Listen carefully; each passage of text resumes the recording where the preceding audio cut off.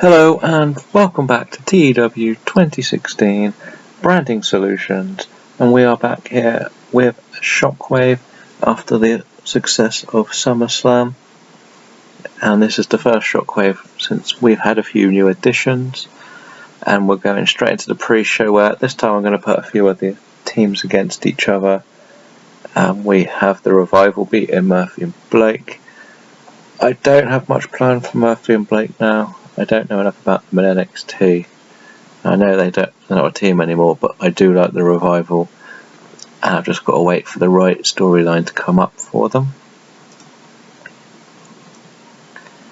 This again was just a bit of a throwaway match where we had Andre Gould, Drew Gulak, TJ Perkins, Atami, Crow, and Evans, and Drew Gulak picked up the win.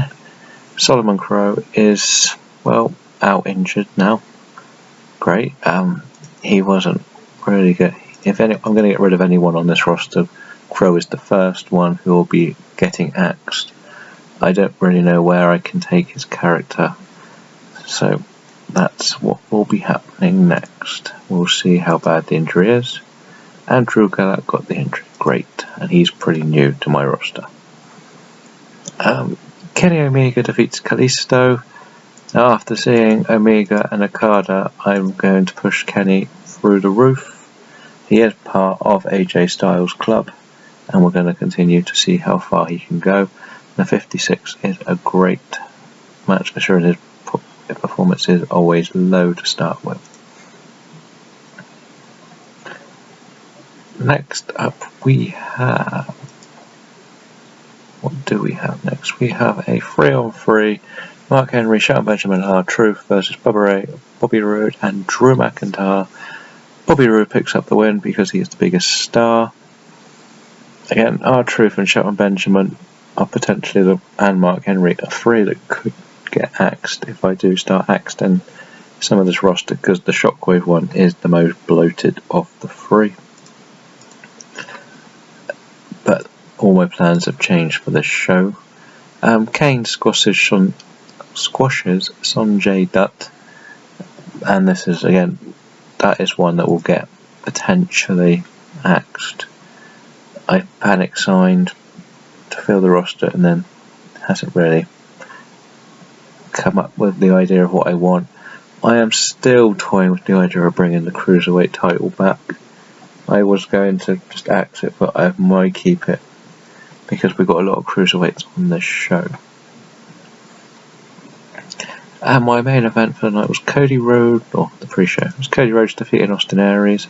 That's a good match between the two of them. Cody Rhodes continues to improve. Austin Aries, yes, I gave him a defeat. He hasn't got much of a storyline, but I could do something with these two. We'll see. Going into the main show, we have John Cena coming out furious that he will no longer be able to have a world championship match for a year after Brock Lesnar attacked him, and he's demanding a match with Brock Lesnar or answers. AJ Styles comes out to flaunt that title of his on Shockwave, saying that he's beaten everybody in his path, be it Punk, be it Orton.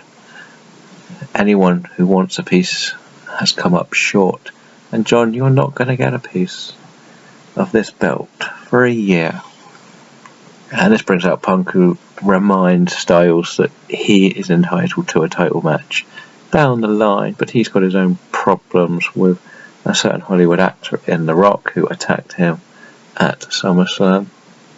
Can't add The Rock into the promos because he will only work the pay-per-views, and it crashes the game. Randy Orton wants one more shot at this title, which brings Rusev out, who says he was in the shadow of everybody on SmackDown. He wants to win the world title. It leads to two main events. We have John Cena versus AJ Styles, and Randy Orton versus Rusev to see who gets the title shot at the next pay-per-view, which is only 2 weeks, which is panic booking, really. The Vaudevillains defeat the Hype Bros, with Mojo Rawley getting pinned. Rojo is the weak link of this anyway.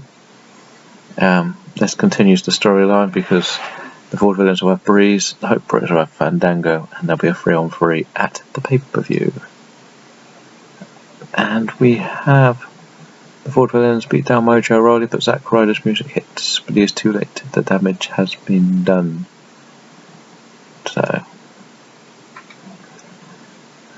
Apollo Crews beats Damien Sandow with a flash pinfall.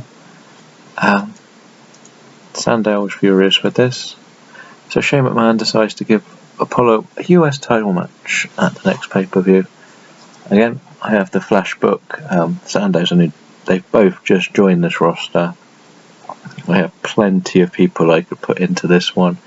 I got the likes of the Nakamura's and Okadas, who can't be cruiserweights, so there's this title, and I've got the European still. So, plenty of potential title matches to be made. I've booked that match already. CM Punk defeats Pentagon Jr. in 5 minutes, and he gets a 72. Brilliant, really. This was just give Punk a bit of a rage match, see who's great, and Pentagon Jr. has proven he could be a future star. But Cody Rhodes comes out and attacks CM Punk, shouting that he wants to be the new #1 contender. Now this will be my long-term rivalry between Rhodes and Punk, because The Rock is kind of gimmicky. So Punk will get a match against The Rock at the pay-per-view, but Cody Rhodes is warning Punk that he wants a piece.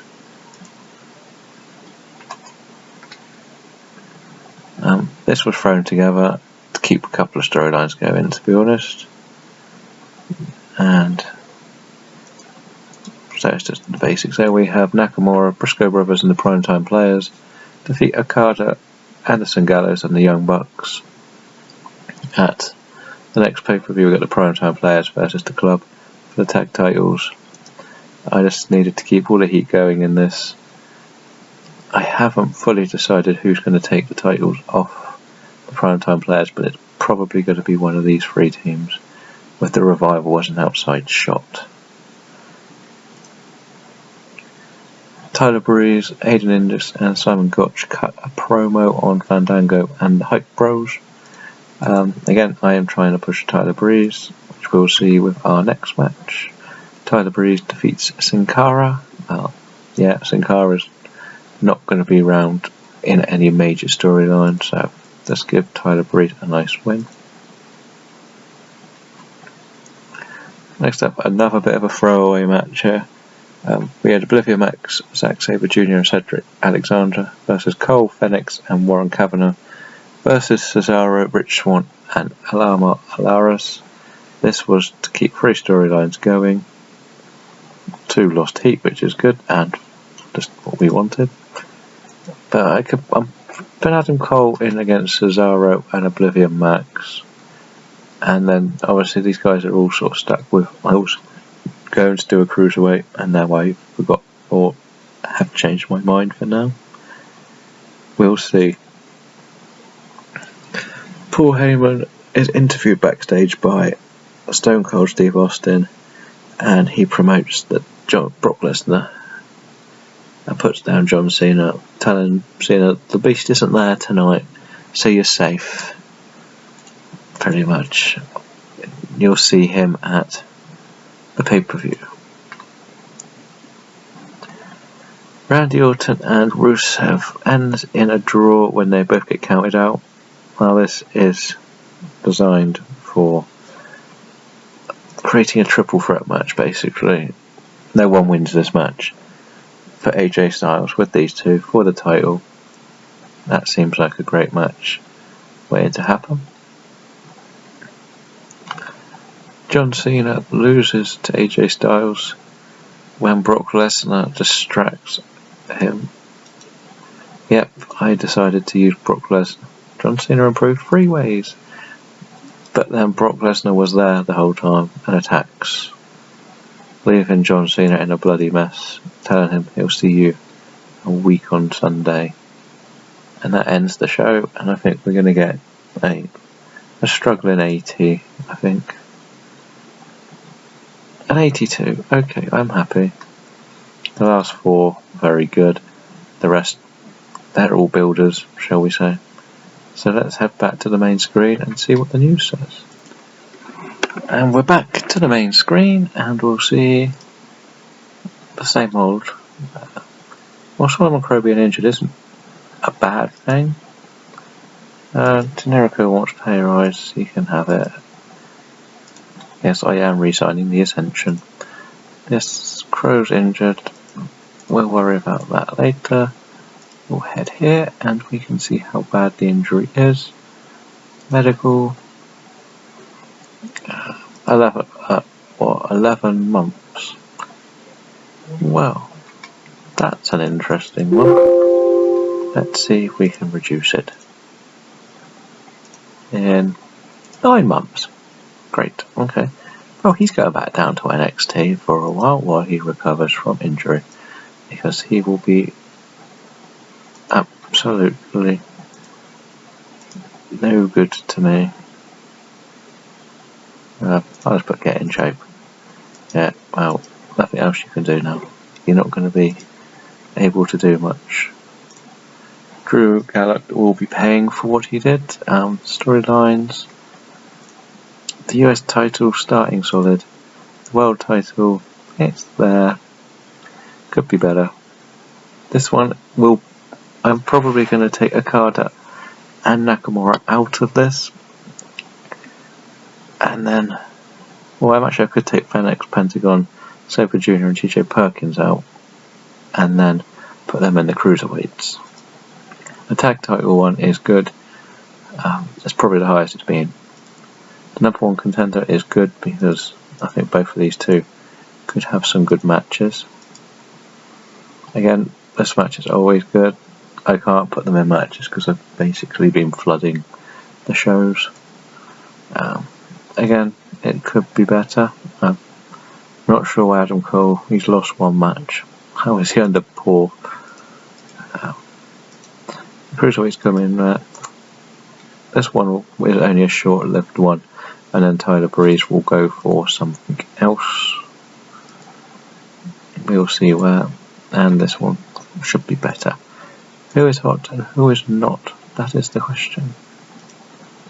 Tyler Breeze is actually number 1 on Who is Hot. That is good to see. Bad News is still on there, I'm not sure why. Who is not? Oh, Alicia Fox has made it back on there. Great.